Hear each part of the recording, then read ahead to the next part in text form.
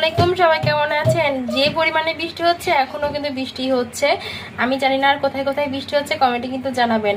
তো এই যে বৃষ্টির জন্য দেখেন এখানে নিয়েছি আমি চাউলের সঙ্গে গোটা মসুর, এই যে গোটা মসুর দিয়ে সব ধরনের মশলা, পেঁয়াজ মরিচ, কাঁচামরিচ আর রসুন এগুলো দিয়ে মাখিয়ে এখন আমি হাতে মাখিয়ে খিচুড়ি রান্না করব। পানি দিয়ে দিয়েছি আর সরিষার তেল সবসময় আমি পরেই দিই, কারণ হাতের সঙ্গে পুরো তেলটা মাখিয়ে যায়। এই যে তেল দিয়ে দিলাম, এবার প্রেসার কুকারে আমি মুখটা লাগিয়ে যে শীষ উঠার অপেক্ষায় আছি। এখন শীষ উঠবে তিনটা শীষ তুলেই আমি নামিয়ে নিই প্রেসার করে। তবে পানিটা কিন্তু দেখে শুনে দিতে হবে।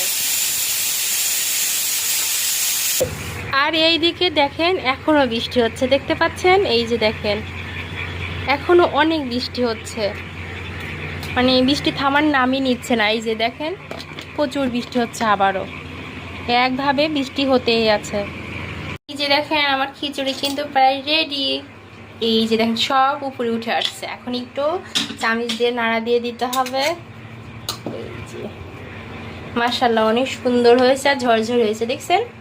এই তো দেখেন। তো প্রেসার কুকারে আসলে পরিমাপ মতো পানি দিলে আর হচ্ছে শীষ হচ্ছে 3টা তুলবেন, তাহলে দেখবেন খিচুড়িটা অনেক সুন্দর হয়, ঝরঝরি, এবং কি তাড়াতাড়ি রান্নাটা হয়ে যায়। তো কেমন হয়েছে আমার খিচুড়িটা কমেন্টে কিন্তু অবশ্যই জানাবেন। সবাই ভালো থাকবেন, আল্লাহ হাফেজ।